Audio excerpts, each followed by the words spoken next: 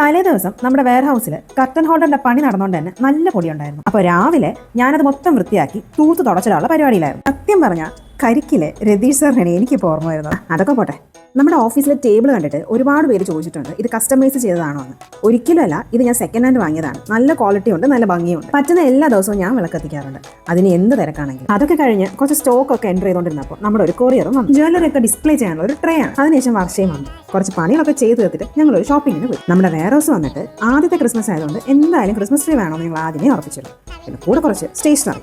ആദ്യം പോയത് പ്രീമിയറിലാണ്. വേറെ ഒരിടത്തും പോയാൽ കിട്ടാത്തൊരു സാറ്റിസ്ഫാക്ഷൻ ഇവിടെ വരുമ്പോൾ കിട്ടും. എനിക്കല്ല, വർഷയ്ക്ക്. പ്രീമിയറിലെ പർച്ചേസ് ഒക്കെ കഴിഞ്ഞപ്പോഴത്തേക്കും ചായ കുടിക്കാനുള്ള നേരമൊക്കെ.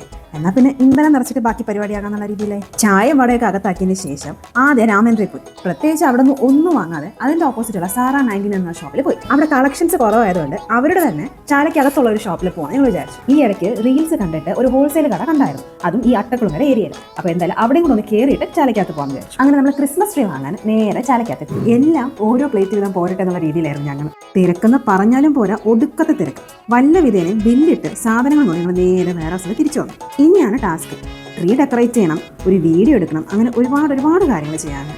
ക്രിസ്മസ് ട്രീ ഡെക്കറേറ്റ് ചെയ്ത് കുറച്ചായപ്പോൾ തന്നെ മനസ്സിലായി ഇത് അത്ര എളുപ്പമുള്ള പണിയല്ല. എന്നാലും കുറച്ച് സാധനം ഡെക്കറേറ്റ് ചെയ്ത് വീഡിയോ എടുക്കാനുള്ള ശ്രമത്തിലായി.